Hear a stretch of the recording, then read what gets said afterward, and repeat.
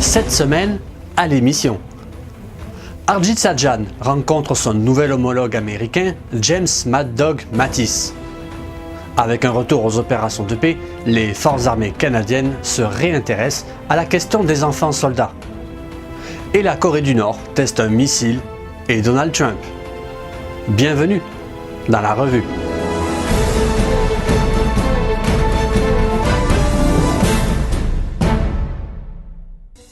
Après un premier appel téléphonique fin janvier, Harjit Sajjan et James Mad Dog Mattis se sont enfin rencontrés en personne le 6 février à Washington. Les deux hommes, anciens militaires, ont discuté notamment de la collaboration militaire entre le Canada et les États-Unis à l'échelle nationale et internationale. Ils ont parlé du travail réalisé par le Canada et les États-Unis avec le NORAD, l'OTAN et la coalition contre le I. Sajjan et Mattis ont également discuté du renouvellement de la flotte canadienne d'avions de chasse et du processus en cours d'achat de 18 Super Hornet de Boeing. Et au lendemain de sa première rencontre avec son homologue américain, Harjit Sajjan a évoqué une hausse possible des dépenses militaires, mais a fait valoir aussi l'approche et la spécificité canadienne. Il a rappelé qu'au-delà du simple chiffre du budget, il est important de se demander ce que les pays font avec leur armée. Le ministre de la Défense était aussi de passage à Québec en fin de semaine, notamment pour visiter le manège militaire des voltigeurs et voir un peu la progression des travaux. Le manège de Grande Allée a été détruit dans un incendie en 2008 et la première pelletée de terre lançant les travaux de rénovation a eu lieu en 2015. Tout devrait être terminé normalement pour le printemps 2018.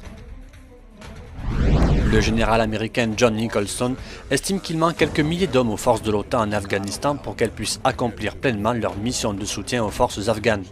Les forces de l'OTAN comptent à l'heure actuelle quelques 13 300 hommes en Afghanistan, dont la moitié environ sont des militaires américains. Depuis le 1er janvier 2015, les forces de l'OTAN n'ont plus de mission de combat en Afghanistan et sont chargées de former et de conseiller les forces de sécurité afghanes.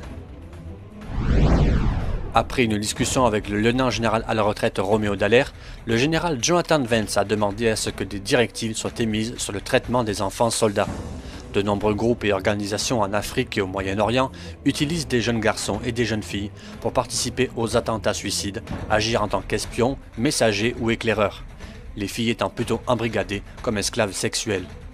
Il existe déjà des règles et des lois pour leur traitement, mais la doctrine que l'armée canadienne développe sera la première à toutes les regrouper afin que le personnel militaire sache à quoi s'attendre et soit davantage préparé. Ces conseils sont destinés à s'assurer que les troupes canadiennes soient correctement entraînées et émotionnellement préparées pour avoir affaire avec des enfants soldats, peu importe le type ou l'endroit de la mission. Avec un retour aux opérations de paix en Afrique, ce sera donc essentiel à l'avenir. Qu'est-ce qui brûle mais n'explose pas ? Des bunkers de munitions aux murs super épais et dont les portes sont conçues pour résister à des chaleurs extrêmes. La population s'est alarmée en apprenant qu'un dépôt de munitions des forces armées canadiennes à 7 km du centre-ville d'Halifax représentait un risque élevé d'incendie selon un rapport datant de 2015. La nouvelle était toutefois plus explosive que la réalité, le risque d'explosion étant quasi nul grâce à des mesures prises finalement l'an dernier. Attendu ou redouté, le traditionnel exercice hivernal des élèves officiers du CMR Saint-Jean a eu lieu cette fin de semaine non pas à Farnham, mais à Valcartier.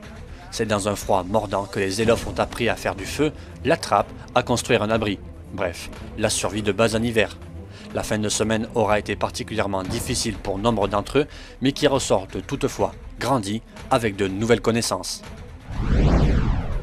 Premier test pour l'administration Trump aux États-Unis.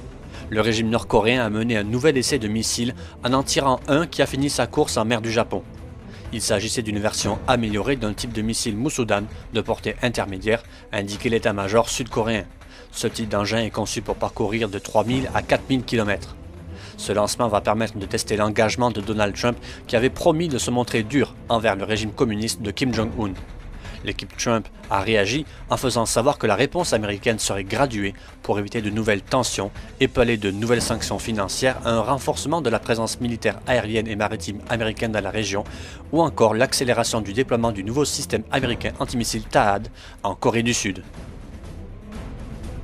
Voilà, merci d'avoir regardé cette revue de l'actualité de la semaine du lundi 6 au dimanche 12 février. Rendez-vous la semaine prochaine.